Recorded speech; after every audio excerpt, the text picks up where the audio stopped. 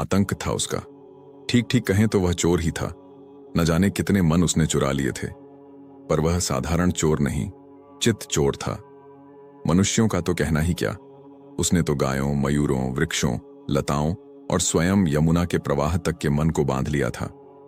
जिसके भी संपर्क में गया वह उसी का होकर रह गया, सदा के लिए। बालक हो या वृद्ध, सभी ने उसे अपने हृदय का स्वामी मान लिया था। पर सबसे बड़ी समस्या कन्याओं की माताओं के सामने थी। वह मनमोहन ऐसा था कि उसे देखते ही स्वयं माताओं के मन में वात्सल्य उमड़ आता। वे जानती थीं कि यदि उनकी पुत्रियों की दृष्टि उस मदन मोहन पर पड़ गई तो वे फिर किसी और की हो ही नहीं सकती। हाँ, जो लड़कियां उसके साथ पली बड़ी थीं, जिनके लिए वह आंगन का ही कृष्ण था, उनकी माताओं को उतना भय नहीं था। अपनों के बीच प्रेम का स्वरूप भिन्न होता है। डर तो दूसरे गांवों की माताओं को था। विवाह होगा ही, पर यदि नंदगांव में बिटिया ब्याह दी और उसने भूल से भी ऋषिकेश के दर्शन कर लिए तो उसका मन वहीं बंध जाएगा। पतिव्रत धर्म का क्या होगा, यही सोचकर उन्होंने निर्णय कर लिया, नंदगांव के लड़कों से ब्याह ही न करो। पर समाज नियमों से नहीं, संबंधों से चलता है। विवाह तो हुआ ही। ऐसी ही एक माता की बेटी का ब्याह नंदगांव के एक गोप से तय हो गया। माता के होश उड़ गए।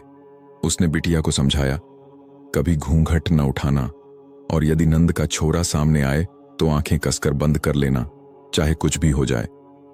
बेटी ने यह सीख हृदय में बांध ली।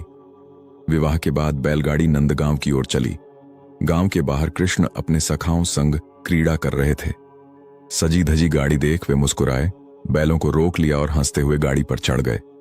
घूंघट में सिमटी गोपी से बोले, मुझसे कैसा पर्दा सखी, अपना मुख तो दिखाओ। गोपी घबरा गई।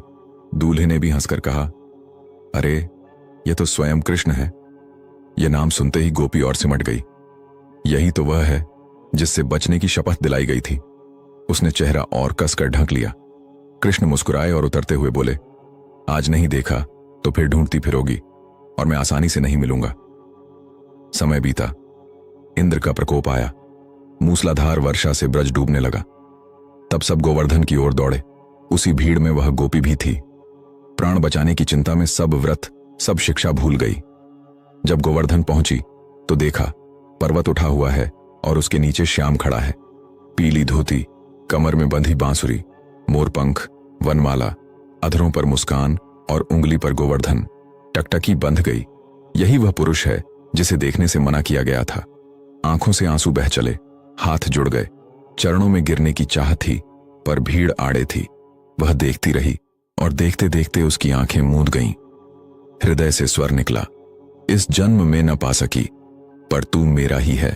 और शताब्दियों बाद जोधपुर के मेड़ता में जन्मी उस बालिका ने संसार से कह दिया, मेरे तो गिरधर गोपाल, दूसरों न कोई।